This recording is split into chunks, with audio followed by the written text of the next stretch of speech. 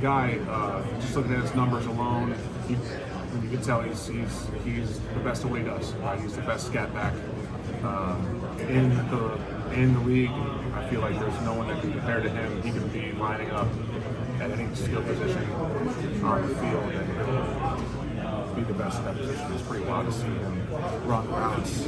What he can do outside of the backfield, not with the ball in his hand, is fantastic for us. It just opens a lot of doors for our offense. To your right, we've seen some changes from Spencer to John Feliciano. How has that worked in the past playoff games? Yeah, I mean, I feel like they're just trying to put the best guy that they think is, for the team out there. It's not like it's any real difference to me. I mean, they're both great players. They both bring their pros and cons, to the field.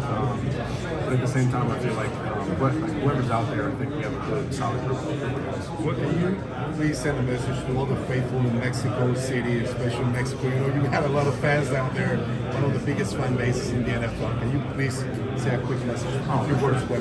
Yeah, I mean, just based on last year's game in Mexico City, you guys showed out. It was a fantastic experience for us, and I just hope that you get the chance to come up here and see another game at home. Jake, Thank you. with Chris Jones, it seems even when he doesn't win a pass rushing rep, he gets his hands up and he bats a lot of passes down. What can you do as an offensive lineman? Is there anything technique-wise you can do to help prevent that? Yeah, I mean, you really want to keep the depth of the pocket as deep as possible. Whenever you're dealing with a tall guy that likes to bat down balls, you just want to keep your hands on him. You really don't want him to be able to get space and separation from you mid-rush, because that's when he can get a hand up, bat a ball down. So really just, you got to keep the pocket deep and also keep pressure on him. Hi, Jake. So how is the recovery phase after a big game like this for an offensive line? Recovery phase? Yeah, like after the game, I mean, you're playing defensive line, you receive a lot of hits. Yeah, I mean, it's you're definitely sore, especially if you take like a 2-week span here, like we do for this game, or if you're coming off of a bye week. Your repeated bout syndrome is a little bit less there, so you are a little bit more sore. But at the same time, I think it's worth it. Jake, what would be this guy from the D line of the Chiefs to take care in order to protect Brock Purdy? Yeah, I mean, the guy's a great player. 95 is a great player, right? He's one of the best players in the league at this position. You have to have a plan for him going into the game. Chris Jones, 95. Yes. Yeah. I feel like he can be a problem if you let him be a problem, right? So you really have to have a good plan for him, and you have to make sure that you just execute your job. Who sets the mood in your locker room? Who sets the mood? I think a lot of players, right? Devo's on the ops, so he's usually playing, the songs and stuff like that. But we also have a lot of local leaders in the room, defense and offense, that say something before they go. Sorry. In your opinion, who would be the best offensive line in the history of National Football League? Defense or offense? Offensive line. That's a really tough question, to be honest. The league is forever changing. Offenses are forever changing.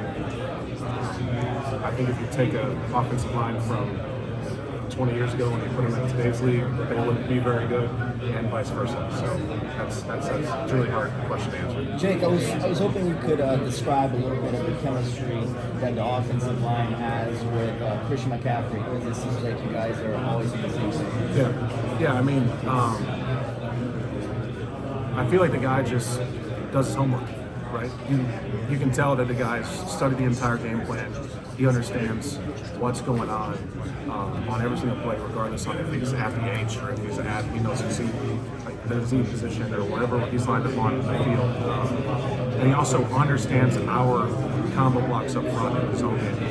The fact that he knows that we are running a double or we're running a single, and he knows that the right guard and the right tackle are working together on this play. It really is a huge benefit to him and a huge benefit to the offense that he knows where the holes are going to be and how to set up those blocks. Yeah, and his dedication in the off season has kind of been like well chronicled. What's it like working with him on a day-to-day basis? What do you see that's different about Christian McCaffrey in general? Yeah, I mean the guy's in the facility.